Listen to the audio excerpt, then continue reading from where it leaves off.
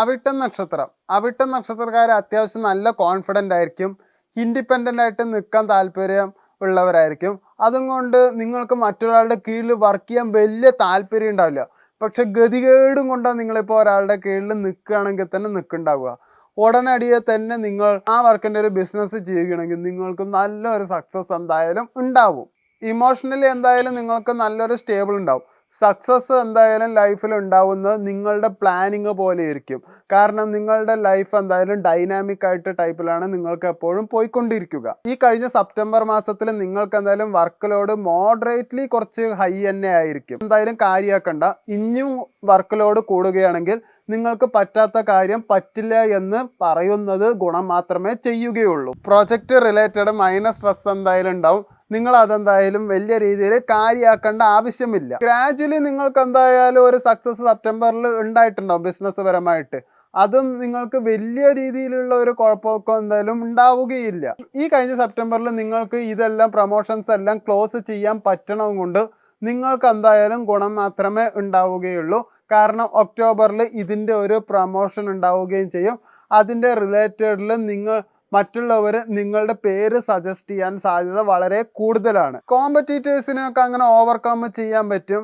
Gradually വലിയ പ്രശ്നങ്ങളൊന്നും എന്തായാലും ഉണ്ടാവില്ല. പുതിയൊരു ഇൻവെസ്റ്റ്മെൻറ്റോ കാര്യങ്ങളിലൊക്കെ ഒന്ന് ആലോചിക്കും. അതിന് വേണ്ടിയിട്ട് വർക്ക് ചെയ്യും.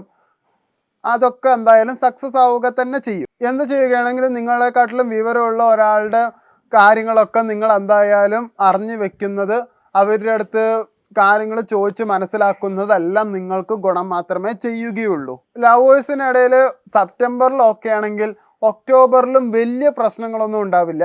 വേണമെച്ചാൽ നിങ്ങൾക്കൊരു ചെറിയൊരു ടോക്സിസിറ്റി കാണിക്കുന്നത് നല്ലതായിരിക്കും.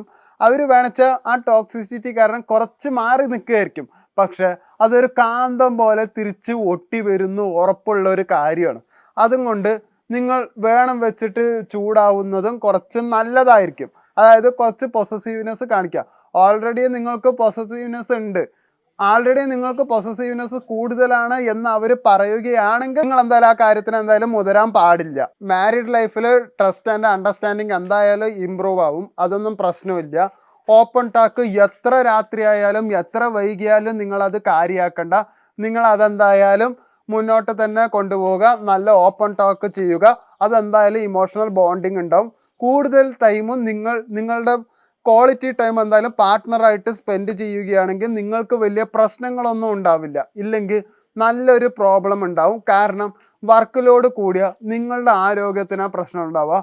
ഓൾറെഡി നിങ്ങൾ ആരോഗ്യം അങ്ങനെ ശ്രദ്ധിക്കാത്തതുകൊണ്ട് അത് എപ്പോഴും പ്രശ്നങ്ങൾ ഉണ്ടാക്കിക്കൊണ്ടേയിരിക്കും. ധനപരമായിട്ട് നോക്കുകയാണെങ്കിൽ എന്തായാലും സ്റ്റേബിൾ തന്നെയായിരിക്കും. വലിയ പ്രശ്നങ്ങളൊന്നുമില്ല. പക്ഷെ പുതിയ ഇൻകം നിങ്ങൾ എന്തായാലും ഇൻവെസ്റ്റ് ചെയ്യുന്നത് മുന്നേ ഇൻവെസ്റ്റ് ചെയ്ത് എല്ലാ ഒക്ടോബറിൽ എന്തായാലും നല്ലതേ ഉണ്ടാവുള്ളൂ. നിങ്ങൾക്ക് ആൾക്കാരെ കൺവിൻസ് ചെയ്യാൻ നന്നായിട്ട് അറിയാം. അതുകൊണ്ട് നിങ്ങൾക്ക് ബിസിനസ് പരമായിട്ട് ഉയരുകയും ചെയ്യും. പേഴ്സണലി വരും. ഒക്ടോബറിൽ വലിയ പ്രശ്നങ്ങളൊന്നും ഉള്ളതായിട്ട് കാണുന്നില്ല. പാസ്റ്റിൽ ആരെങ്കിലും വിളിക്കാൻ നിന്നാൽ അതിലൊരു പുതിയ കണക്ഷൻ ഉണ്ടാക്കാൻ പാസ്റ്റിലെ ലവർ ആരെങ്കിലും വിളിക്കാൻ നിന്നാൽ അത് എടുക്കാൻ നിൽക്കരുത്. വലിയ പ്രശ്നങ്ങളെ ഉണ്ടാക്കുകയുള്ളൂ. ഒക്ടോബർ മാസത്തിൽ ഹെൽത്ത് പരമായിട്ട് വലിയ പ്രശ്നങ്ങളൊന്നും കാണില്ല. നല്ല ഇമ്പ്രൂവ്മെൻറ്റ് തന്നെയാണ്. പക്ഷേ സ്ലീപ്പിംഗ് ഇഷ്യൂസ് ഉണ്ടാവാറുണ്ട്. ഉറക്കത്തിന് സമയം കണ്ടെത്തുക. 8 മണിക്കൂറോ 9 മണിക്കൂറോ എപ്പോഴും തികച്ച് ഉറങ്ങാൻ ശ്രമിക്കുകയാണെങ്കിൽ